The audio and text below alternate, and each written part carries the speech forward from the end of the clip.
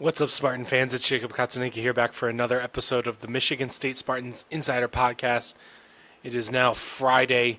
Still got the bye week going on right now. No game this weekend, but we're going to be looking ahead to next weekend for Michigan State's upcoming game at Nebraska.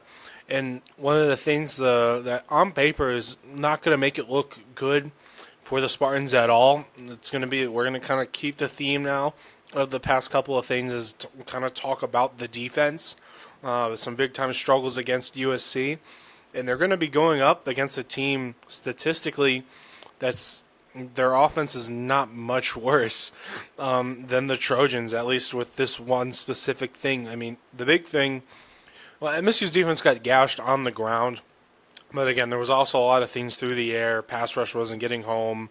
That gave Jaden Mayava, USC, time to just kind of sit back there and pick them apart at times. And it's the passing attack of Nebraska is pretty potent, and it's going to be one thing that Michigan State really needs to kind of hone in on. Because heading into this one, I have the stats right in front of me here. Nebraska is tops in the entire Big Ten in terms of passing yards per game. They're at about 350 a pop in that one. Number 5 in the entire country. Michigan State, their passing defense is allowing about 260 yards per game. But that's 100. That's in the 100s. 113th to be exact. That's dead last in the entire Big Ten. Excuse me for that little stumbling over my words there. But it's first in the Big Ten against last in the Big Ten at this specific thing. That's a big concern. They're going up against a really good quarterback. I don't think Raiola is quite at the level of Jaden Mayava. I think really Mayava deserves some Heisman consideration for what he's doing right now, just obliterating opposing defenses, averaging just ridiculous numbers through the air right now, 12.7 yards per attempt. But Raiola's been fantastic in his sophomore season as well. It's kind of funny. He's a sophomore. Aiden Childs is a junior. This is a little offbeat, but Raiola is a sophomore. Aiden Childs is a junior. I looked up their birthdays, and Childs is actually the younger of the two quarterbacks here in that one. But that's a little nugget for you guys right there. But Raiola still young quarterback. They're both 20 years old here in this one, and Raiola is third in the Big Ten right now, 11th nationally in passing yards. He's sitting at 1,137 to this point. One of 5 Big Ten QBs. That's into 4 digits right now. And the other thing that kind of pops out to you is the touchdown to interception ratio. He's got 11 of them to 1 interception, so he's been taking care of the ball. Sacks have been a bit of an issue for him. If you watch Raiola play, he tries to make plays. He's kind of like Childs in that way, and then he's going to try to hold on to the ball and try to make something out of nothing at times.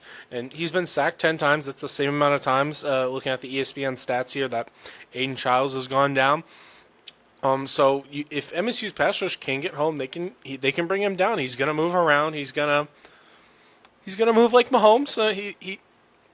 I know they probably don't like the Patrick Mahomes comparisons, but it's kind of impossible to ignore if you watch Dylan Raiola play. But he moves around. He can create those plays, but he's susceptible to getting burned by that once in a while. He's got a whole lot of options to pick from through the air. This was an interesting one.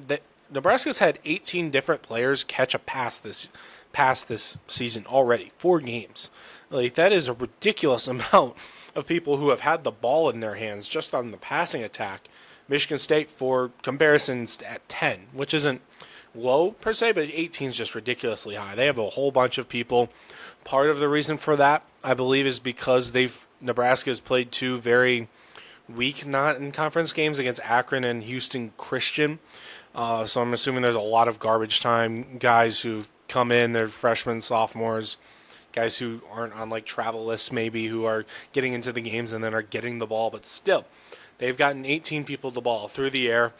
But the big ones to focus on, there's 4 guys right now, 4 wide receivers and 3 wide receivers and a tight end who have double-digit catches. Just going over them right now. Their leading receiver at the moment is Ja'Cory Barney Jr.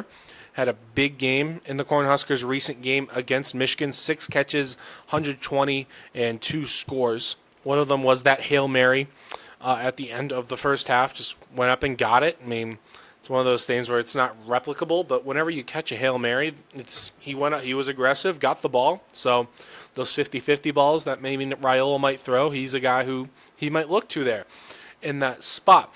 Another guy that really who I think on paper could very well end up being Nebraska's leading receiver at the end of the year. Barney coming off of a solid year, 447 yards last season, but a guy who really given what his previous production, who you'd imagine will get the ball more maybe as the season goes on, as he gets used to Nebraska's offense, is Dane Key. He's a Kentucky transfer. That was one thing Nebraska did. They got 2 receivers here. We'll get to the second one in a minute. They got 2 really good receivers out of the transfer portal. Dane Key, one of them, 715 yards at Kentucky last year. Again, that's the SEC right there. So if you can get 700 yards in that conference, you're going to do just fine in the Big Ten as well. And so far, so good. 16 catches, a little more than 200 yards on the season. And he's reached the end zone 3 times. Again, another guy that Michigan State's going to have to keep an eye on. Haven't seen any rumblings of injuries in the Nebraska wide receiver room. Again, that was one thing that you kind of have to keep in mind for MSU's defense as well, is that USC's perhaps best wide receiver, that seemed to be the way a lot of people were describing him, Jacoby Lane, he didn't play in that game. Their leading receiver was Mekhi Lemon, but a lot of people kept referring to Lane as USC's best wide receiver, so you might take it as that. I mean, technically, it's kind of the same way. Omari Kelly is Michigan State's top wide receiver production-wise to this point, but everyone's not going to, all of us here who watch the team are going to tell you Nick Marsh is Michigan State's best wide receiver. But same, probably maybe a similar situation right there. But still, Jacoby Lane didn't play in that game, and it didn't really seem to matter. Dane Key could kind of maybe be that same way right there. Another great guy they got is an Isaiah Hunter, a transfer out of Cal. He was a redshirt freshman last year and still got nearly 600 yards. ACC not the same level as the SEC or the Big Ten, but that's a young guy who's only going to get better and better. He's just under 200 yards, 13 catches, and a score. And another interesting little guy, not little guy, he's a tight end, he's a big guy, is the tight end, Luke Lindenmeyer. He's kind of had an interesting career arc. He was starting games for Nebraska at tight end, even though he was never getting the ball. I mean, tight ends aren't the guy you look to get the ball all the time, but he was getting starts in a year where he didn't get any receptions based off of his bio because of how good of a blocker he is. So he's going to be a factor in the run game, and with their running back Emmett Johnson, who they just force feed the ball. I don't think there's anyone. He leads the Big Ten in touches and in just overall. Well, he leads the Big Ten in touches and in carries on the ground. But Lindenmeyer already surpassing his previous career totals at Nebraska. 16 catches, 160 yards, and 1 touchdown. Had a nice day against Michigan. Who knows what good tight end play looks like? They just sent Colston Loveland to the NFL right there. But Lindenmeyer, he's going to be a threat in the pass game as well, and I'm sure with all the injuries that Michigan State's linebackers are dealing with, that might be a problem covering him at the very least. He might be asking a lot out of Jordan Hall or maybe whoever else is on the field there. I see Amoa. You could probably see some Darius Snow, Marcellus Pulliam, excuse me, right now. But still, so many options in the Nebraska passing attack. And again, they like to give Emmett Johnson the ball a lot. He's got 16 receptions as well. That's he's in a 3-way tie for second on the team in receptions, but hasn't really gotten the yardage out of it yet. Only 73 receiving yards through the air, about 4.5 yards per reception there. But it's just up and down. I mean, this is an improved Nebraska team. This is kind of the theme you've seen with Matt Rule teams at his previous stops. It was like that third season. This is his third season. Yeah, I believe it's his third season, but it was like, it's either third or fourth, but I keep remembering watching that Nebraska-Michigan game before the Michigan State USC game is that he was like, this is the year where Matt Rule's teams usually turn it, like you really see the returns happen. That third year, he did it at Temple, and he did it at Baylor, and this is that year for Nebraska. They lost that game to Michigan, but I thought they played a good game though. There were a couple. That game could have gone a couple of different ways. Michigan made a couple of unforced errors that gave Nebraska like 10 free points basically, but Nebraska gave up some big plays that seemed like the type of things where if you patch it, you can patch it up in practice and prevent it from happening again. So, but Dylan Raiola, good quarterback.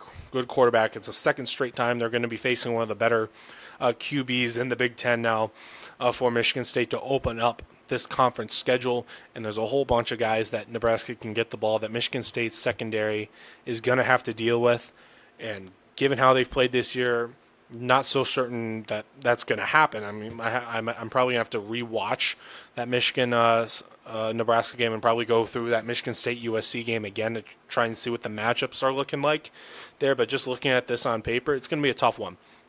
No bones about it, especially the fact that they're going to Lincoln. So, but we'll continue to delve into this matchup as we still have a little more than a week now until game time before the Spartans are back in action. But once again, Jacob Katzanika continue to keep tuning in to here and continue to keep visiting SpartanNation.com for all of your Michigan State needs, all the different coverage on all the sports here at Michigan State University. And once again, I'll see you guys around.